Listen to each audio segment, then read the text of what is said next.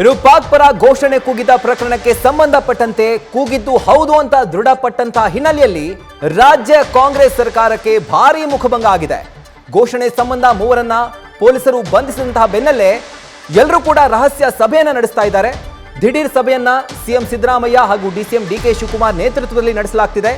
ಈ ಸಭೆಯಲ್ಲಿ ರಾಜ್ಯ ಕಾಂಗ್ರೆಸ್ ಉಸ್ತುವಾರಿ ರಣದೀಪ್ ಸಿಂಗ್ ಸುರ್ಜೇವಾಲಾ ಕೂಡ ಭಾಗಿಯಾಗಿದ್ದಾರೆ ಅನ್ನುವಂಥ ಒಂದು ಮಾಹಿತಿ ಲಭ್ಯವಾಗ್ತಿರೋದು. ನೋಡ್ತಾ ಹೋದ್ರೆ ಗೃಹ ಸಚಿವ ಡಾಕ್ಟರ್ ಜಿ ಪರಮೇಶ್ವರ್ ಸೇರಿದಂತೆ ಪೊಲೀಸ್ ಹಿರಿಯ ಅಧಿಕಾರಿಗಳು ಕೂಡ ಈ ಸಭೆಯಲ್ಲಿ ಭಾಗಿಯಾಗಿದ್ದಾರೆ. ಸಿಎಂ ನಿವಾಸ ಕಾವೇರಿಯಲ್ಲಿ ಸತತ 2 ಗಂಟೆಗಳ ಕಾಲ ನಡೆದಂತಹ ಸಭೆ ಇದು.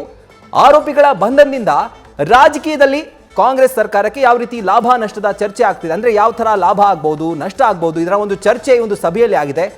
ಲೋಕಸಮರ ಹಿನ್ನೆಲೆ ಈ ಒಂದು ಸಭೆ ತುಂಬಾ ಮಹತ್ವ ಪಡೆದುಕೊಂಡಿದೆ. ಯಾಕಂದ್ರೆ ವಿಪಕ್ಷಗಳು ಇದರ ಲಾಭ ಪಡೆದುಕೊಳ್ಳುವಂತಹ ಚರ್ಚೆ ಕೂಡ ಈ ಒಂದು ಸಭೆಯಲ್ಲಿ ಆಗಿರೋದು.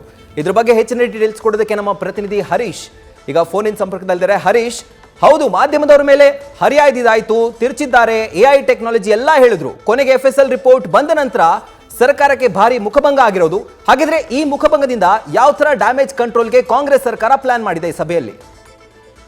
ರಾಹುಲ್, ಬಹಳ ಮುಖ್ಯವಾಗಿರುವಂತದ್ದು ಕೂಡ ಪಾಕ್ ಪರ ಘೋಷಣೆ ಸಂಬಂಧ ಮೂವರನ್ನು ಬಂಧಿಸಿರುವ ಬೆನ್ನಲ್ಲೇ ಕೂಡ ಒಂದು ಸಿಎಂ ಸಿದ್ದರಾಮಯ್ಯ ಅವರು ರಹಸ್ಯ ಸಭೆಯನ್ನು ನಡೆಸಿದ್ದಾರೆ.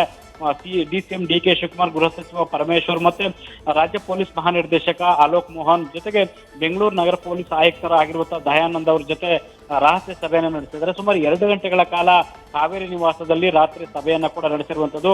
ಮುಖ್ಯವಾಗಿ ಮೂವರ ಬಂಧನದಿಂದಾಗಿ ರಾಜಕೀಯವಾಗಿ ಯಾವ ರೀತಿ ಲಾಭ ನಷ್ಟಗಳು ಆಗಬಹುದು, ವಿರೋಧ ಪಕ್ಷಗಳು ಇದನ್ನ ಹೇಗೆ ರಾಜಕೀಯವಾಗಿ ಲಾಭ ಮಾಡಿಕೊಳ್ಳಬಹುದು, ಡ್ಯಾಮೇಜ್ ಕಂಟ್ರೋಲ್ಗೆ ಏನ್ ಮಾಡಬೇಕಾಗುತ್ತೆ ಅನ್ನುವಂತ ವಿಚಾರವಾಗಿ ಸುದೀರ್ಘವಾಗಿ ಚರ್ಚೆಯನ್ನು ನಡೆಸಿದ್ದಾರೆ.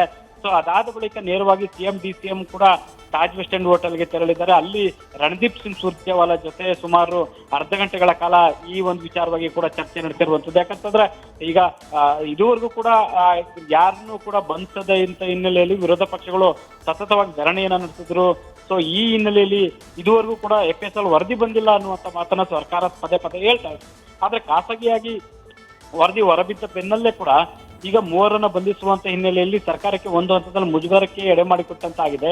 ಈ ಹಿನ್ನೆಲೆಯಲ್ಲಿ ಕೂಡ ಸುದೀರ್ಘವಾಗಿ ರಹಸ್ಯ ಸಭೆಯನ್ನು ನಡೆಸಿದರೆ ಯಾವ ರೀತಿ ಇದನ್ನ ಡ್ಯಾಮೇಜ್ ಕಂಟ್ರೋಲ್ ಮಾಡ್ಕೊಳ್ಬೇಕಾಗುತ್ತೆ, ಲೋಕಸಭೆ ಚುನಾವಣೆ ಹೊಸ್ತಿನಲ್ಲಿ ಇರುವಂತ ಸಂದರ್ಭದಲ್ಲಿ ಯಾವ ಹೆಜ್ಜೆಯನ್ನು ಇಡಬೇಕಾಗತ್ತೆ, ಯಾವ ನಡೆಯನ್ನು ತೋರಿಸಬೇಕಾಗತ್ತೆ ಅನ್ನುವಂಥದ್ದು ಕೂಡ ಈ ಹಲವು ವಿಚಾರವಾಗಿ ಈಗ ಚರ್ಚೆಯನ್ನು ನಡೆಸಿರುವಂತ ಜೊತೆಗೆ ಪೊಲೀಸ್ ಅಧಿಕಾರಿಗಳ ಜೊತೆ ಈ ಒಂದು ವಿಚಾರವಾಗಿ ಮುಂದೆ ಏನ್ ಮಾಡ್ಬೇಕಾಗತ್ತೆ, ಯಾವ ರೀತಿ ಕ್ರಮವನ್ನು ಕೈಗೊಳ್ಳಬೇಕಾಗತ್ತೆ ಅನ್ನುವಂಥದ್ದು ಕೂಡ ಈಗ ಚರ್ಚೆ ನಡೆಸಿರುವಂತದ್ದು. Rahul, right, thank you Harish ನಿಮ್ಮ ಡೀಟೇಲ್ಸ್ಗೆ.